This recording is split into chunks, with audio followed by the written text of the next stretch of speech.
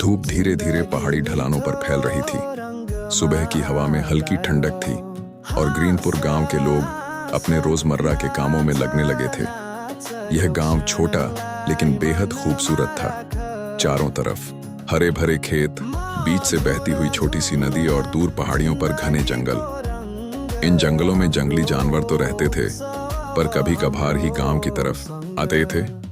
इसलिए ग्रीनपुर के लोग निश्चिंत और शांत जीवन जीते थे। लेकिन उस साल कुछ तो बदल गया था।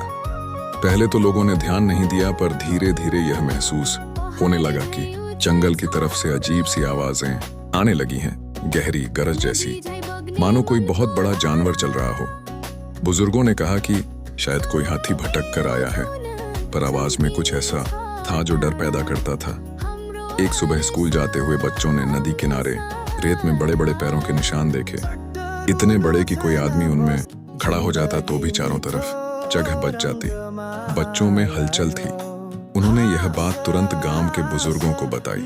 लोग जमा हो गए, निशान देखे, माथा खुजलाया और अनुमान लगाने लगे। यह हाथी का भी नहीं लगता, रमेश चौधरी ने कहा, जो गांव में जानवरों को पहचानने में माहिर समझे जाते थे। तो फिर कौन सा जानवर? किसी ने घबराते हुए पूछा। रमेश ने धीरे से कहा, कुछ तो बड़ा है, बहुत बड़ा। गांव के सरपंच मोहन लाल ने लोगों को शांत रहने को कहा, लेकिन उनके स्वर में भी चिंता झलक रही थी। अगली रात एक ऐसी घटना घटी जिससे पूरा गांव हिल गया। आधी रात को लोगों ने खेतों की तरफ से जोरदार धमाकों की आवाजें सुनी, मानो कोई पेड़ गिर रहा हो या कोई विशाल चीज जमीन पर पटक दी गई हो। जब सुबह लोग खेतों में पहुंचे तो उन्होंने देखा कि पूरे खेत का एक बड़ा हिस्सा रौंदा हुआ था। धान की फसल छपटी पड़ी थी, कुछ पेड़ टूट गए थे और मिट्टी में गहरे गड्ढों जैसे निशान थे। ऐसा लग रहा था कि कोई विशाल जानवर यहां से गुजरा था, ऐसा जानवर जिसे किसी ने कभी नहीं देखा। गांव में दहशत फैलने लगी। हर व्यक्ति सिर्फ वही चर्चा करता, वह जानवर कौन है। बच्चों का घर से बाहर निकलना बंद करा दिया गया। महिलाएं दोपहर बाद ही दरवाजे बंद कर लेती। इसी बीच पहाड़ की तरफ रहने वाला बूढ़ा चरवाहा भैरों गांव आया। वह कांप रहा था, उसकी आंखों में डर था। मैंने उस जानवर को देखा है, उसने हांफते हुए कहा। सभी जमा हो गए। कैसा था वो? भैरों ने निगलते हुए कहा। वह कोई हाथी या भालू नहीं था, उससे बड़ा, कहीं ज्यादा बड़ा। उसकी आंखें अंगारों की तरह लाल थीं और उसके शरीर पर लंबे काले बाल थे। उसने ऐसे दहाड़ा कि पहाड़ तक कांप उठे। गांव में सन्नाटा छा गया। वह आगे बोला, मेरी एक भेड़ को उठा ले गया, एक ही झटके में। अब डर सचमुच गांव के दिल में उतर गया था। उस रात ग्रीनपुर ने सबसे भयानक दहाड़ सुनी। दहाड़ ऐसी कि बच्चों ने रोना शुरू कर दिया और बड़े भी कांप उठे। चौकीदार हरिराम ने देखा कि जंगल की तरफ से बड़ी बड़ी परछाइयां हिल रही थीं। उसने सरपंच को आवाज दी। कुछ बहादुर लोग लाठियां लेकर इकट्ठे हुए, पर कोई भी आगे बढ़ने की हिम्मत नहीं कर पा रहा था।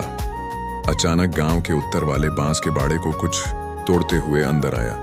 लोग भागने लगे और तब पहली बार सभी ने उस जानवर की झलक देखी। वह एक विशाल दानव जैसा था, 4 पैरों वाला, पर किसी भी जंगली जानवर जैसा नहीं। उसके शरीर पर काले और भूरे रंग के लंबे बाल थे, सिर भेड़िए जैसा पर कई गुना बड़ा, दांत तलवार जैसे, और उसकी गर्दन से भाप जैसी गर्म हवा निकल रही थी। जब उसकी आंखें चमकी तो लगा मानो अंधेरे में 2 लाल चिराग जल उठे हों। भागो! यह आवाज किसी के गले से चीख बनकर निकली और पूरा गांव उथल पुथल हो गया। औरतें बच्चों को पकड़कर घरों में भागीं।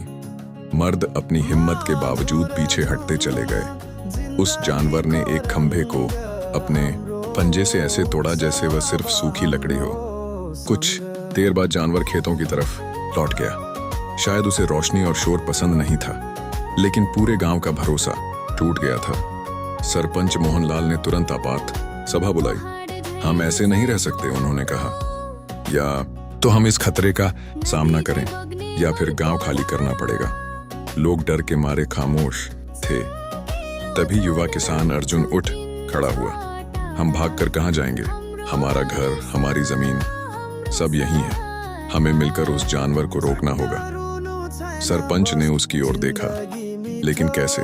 अर्जुन ने कहा, हम जाल बनाएंगे, खाई खोदेंगे, आग की मदद लेंगे, जो भी करना पड़े, पर हम हार नहीं मानेंगे। धीरे धीरे लोग सहमत होने लगे। आखिरकार यह उनका घर था। अगले 2 दिनों तक पूरा गांव एकजुट होकर काम में लग गया। नदी किनारे गहरी खाई खोदी गई, बांस और लोहे के बड़े बड़े जाल तैयार किए गए, मशालों को तैयार करके गांव के चारों ओर लगाया गया। अर्जुन ने जंगल में उस जानवर के पसंदीदा रास्ते पर मजबूत लकड़ियों से एक बड़ा फंदा बनाया था, जो ऊपर से गिरकर उसकी हरकत रोक सके। खाई के पास गोबर, मिट्टी और लकड़ी से एक बड़ा आग का घेरा बनाया गया था। सब तैयार था, अब बस उस जानवर का इंतजार था। रात काली थी, चांद बादलों में छिपा था। गांव में एक अजीब सन्नाटा था। लोग अपने घरों में कांपते हुए बैठे थे। सिर्फ चौकीदार, अर्जुन और कुछ बहादुर लोग बाहर थे। एकाएक जंगल की तरफ से वही डरावनी दहाड़ गूंजी। हवा तक थम गई। वह आ रहा है, अर्जुन ने धीमे कहा। लकड़ियों के टूटने की आवाजें नजदीक आने लगी। फिर अचानक वह विशाल परछाई सामने दिखाई दी। उसकी आंखें लाल जल रही थीं। उसकी मौजूदगी से ही जमीन कांप रही थी। वह उसी रास्ते पर चला जिस पर फंदा लगाया गया था। जैसे ही वह उसके नीचे पहुंचा, जाल ऊपर से गिरा और उसे जकड़ लिया। वह बुरी तरह गरजने लगा, जाल को पंजों से फाड़ने लगा। जाल मजबूत था, लेकिन ज्यादा देर उसे रोक नहीं पाएगा। मशालें, अर्जुन ने चिल्लाया। लोगों ने जलती मशालें उठाईं और चारों